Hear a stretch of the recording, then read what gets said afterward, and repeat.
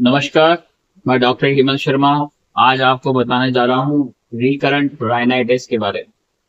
Rhinitis को हम खर्जा भी बोल सकते हैं या फिर हम बोलेंगे नसल म्यूकोसा के अंदर इन्फ्लामेशन का। इन्फ्लामेशन मतलब सूजन का आना, जो नाक का म्यूकोसा है उसको हम राइनाइटिस बोलते हैं। जिसके कॉमन जो सिम्टम्स होते हैं वो आते हैं नाक का बहना, स्टफी नोज, रनी नोज, नाक बह रही है, स्नीजिंग, बार बार छींके आ रही है। तो ये सारे सिम्टम्स रहेंगे। अब जो नाक के म्यूकोसा में सूजन है वो कई तरीके से आ सकती है। वायरस से आ सकती है, फंगल से आ सकती है, बैक्टीरिया से आ सकती है ना। बहुत सारे मेथड्स होते हैं। अब बात करते हैं राइनाइटिस। राइनाइटिस मतलब नजल म्यूकोसा इन्फ्लामेशन कितने तरीके का होता है? जनरली ये दो तरीके का होता है। एक होता है एलर्जी, एक होता है नॉन एलर्जी। ठीक है। तो जो नॉन एलर्जिक है उसके अंदर इंक्लूड होता है जैसे वैसोमोटर राइनाइटिस, उसके अलावा idiopathic, hormonal atrophic rhinitis, occupational gustatory rhinitis और राइनाइटिस मेडिकल राइनाइटिस। मतलब ड्रग इंड्यूस्ड राइनाइटिस भी होता है। रिबाउंड कंजेशन होगा। और जो एलर्जिक राइनाइटिस है ना, इसमें जो नॉन एलर्जिक था उसमें बैक्टीरिया से हो सकता है, वायरल से हो सकता है, फंगल से हो सकता है। पर जो एलर्जिक राइनाइटिस है वो होता है जैसे पोलन ग्रेन से उससे ट्रिगर्ड हो रहा है, किसी को धूल मट्टी कॉकरोचेस से हो रहा है, डेंड्रफ से हो रहा है ना, कोई परफ्यूम से हो रहा है। तो ये तरीके हो गए राइनाइटिस। राइनाइटिस का मैंने बताया था बैक्टीरिया से होता है, वायरस से होता है। तो वायरल इन्फेक्शन है तो अपने आप ठीक होगा या एंटीवायरल आप यूज करें।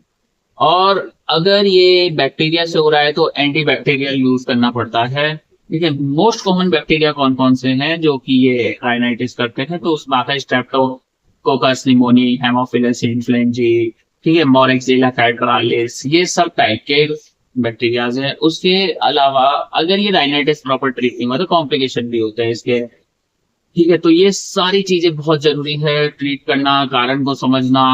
अब बात करते हैं हम ऐसी कौन सी दवाइयां हैं जिनकी वजह से राइनाइटिस को हम ट्रीट कर सकते हैं, वो भी बहुत जरूरी है। पर दवाइयां खुद से नहीं लेनी है आपको, है ना। दवाई खुद से नहीं लेनी। जिनका इम्यून सिस्टम वीक होता है उनको भी राइनाइटिस का खतरा होता है।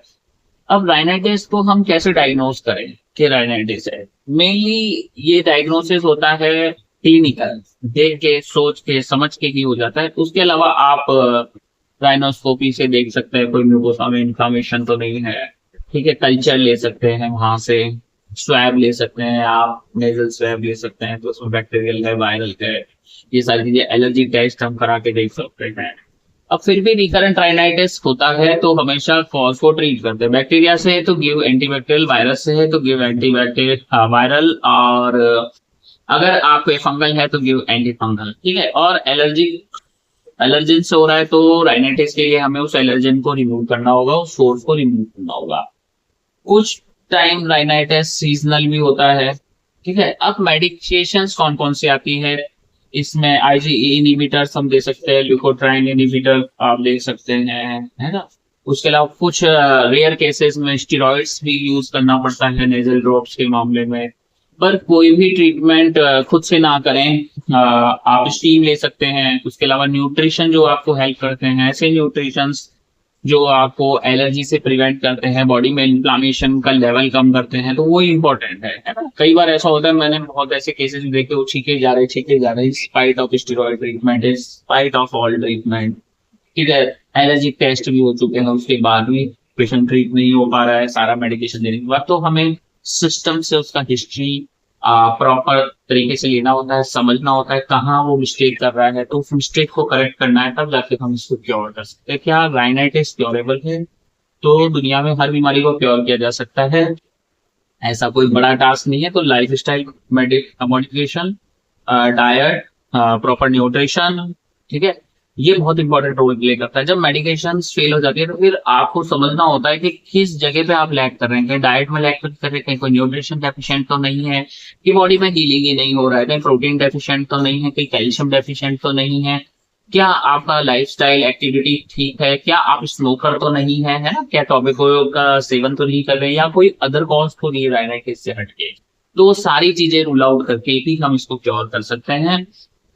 अगर आपको भी वीडियो अच्छा लगता है तो लाइक कर दें, चैनल में नए तो सब्सक्राइब करना ना भूलें। और आपको भी ये एलर्जिक राइनाइटिस है तो व्हाट्सअप नंबर मेरा इस वीडियो के डिस्क्रिप्शन में अवेलेबल है, वहां जाएं, मैसेज करें और अपना अपॉइंटमेंट बुक करें।